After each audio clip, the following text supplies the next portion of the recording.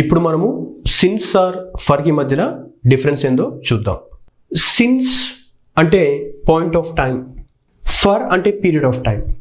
Okay, ఈ point of time అంటే ఏంటో ఒకసారి చూద్దాం.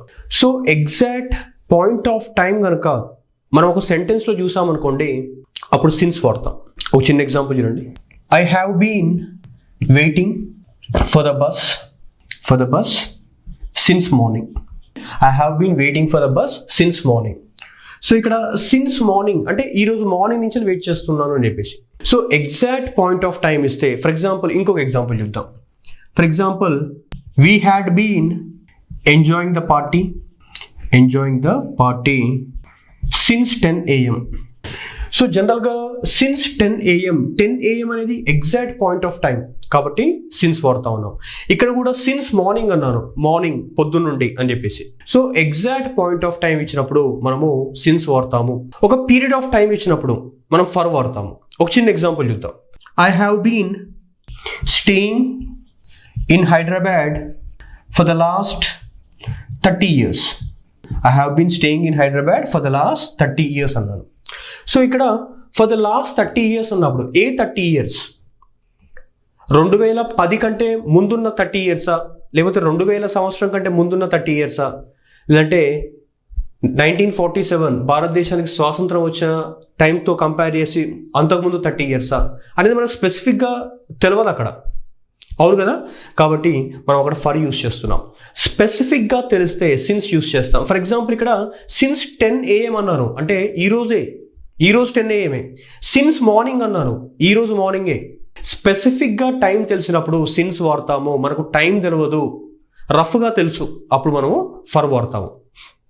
అయితే ఒకవేళ మీకు కనుక ఇది సమస్యగా అనిపించింది, ఏంది కరెక్ట్ టైం కరెక్టా కాదా సెంటెన్స్లో మీరు గుర్తుపట్టలేకపోతా ఉన్నారు, అప్పుడు ఏం చేస్తారంటే సింపుల్గా ఇవి బై హార్ట్ చేయండి.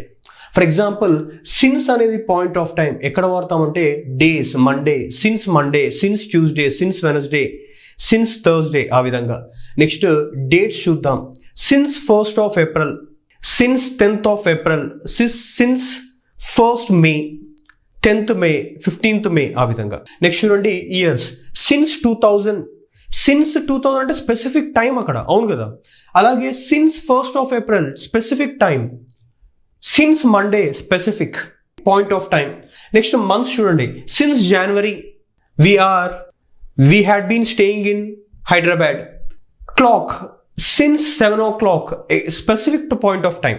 Stages of life, since childhood, since adulthood, part of each day, since morning, since evening. ఈ విధంగా మనం ఎగ్జాంపుల్స్ రాస్తూ ముందుకెళ్తూ ఉంటాం. Okay, specific point of time వచ్చిందనుకోండి సిన్స్ వాడండి. లేదు మనకు సెంటెన్స్లో టైం పీరియడ్ గురించి కొంచెం క్లారిటీ లేదు, అప్పుడు ఏం చేస్తామంటే ఫర్ వాడతాం.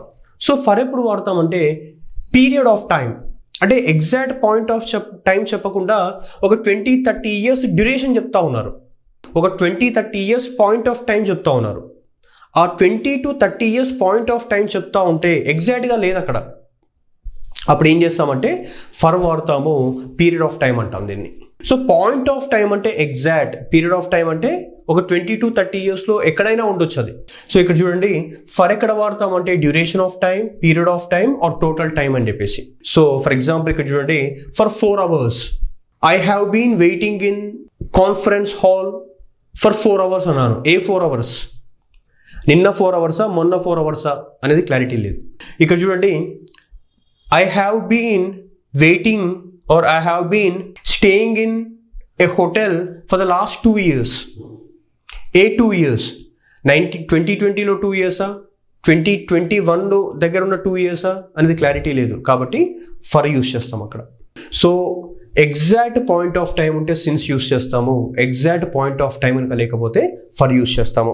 అయితే ఇక్కడ ఇంకొక ఇంపార్టెంట్ ఆస్పెక్ట్ ఏంటంటే సిన్స్ అండ్ ఫర్ అనేది మనకు జనరల్గా present perfect continuous tense, past perfect continuous tense, future perfect continuous tense, ఈ 3 టెన్సెస్లో ఖచ్చితంగా వస్తాయి. అయితే మనం టెన్సెస్ అనే టాపిక్ నేర్చుకునేటప్పుడు ఈ సిన్స్ అండ్ ఫర్ అనేది ఈ 3 పర్ఫెక్ట్ కంటిన్యూస్ టెన్సెస్లో క్లూ వర్డ్స్గా వాడతాం. Present perfect continuous tense, past perfect continuous tense, future perfect continuous tense. So దాంతో పాటు మనము పర్ఫెక్ట్ టెన్సెస్లలో కూడా వాడతాము since and for. Present perfect tense, past perfect tense, future perfect tense. So మిగతా ఏరియాస్లో వాడము, ఈ 6 ఏరియాస్లో మనం ఎక్కువగా వాడతాము. అయితే పర్ఫెక్ట్ టెన్స్ కంటే కూడా ఎక్కువగా మనం ఎక్కడ వాడతామంటే పర్ఫెక్ట్ కంటిన్యూస్ టెన్స్లో వాడతాం.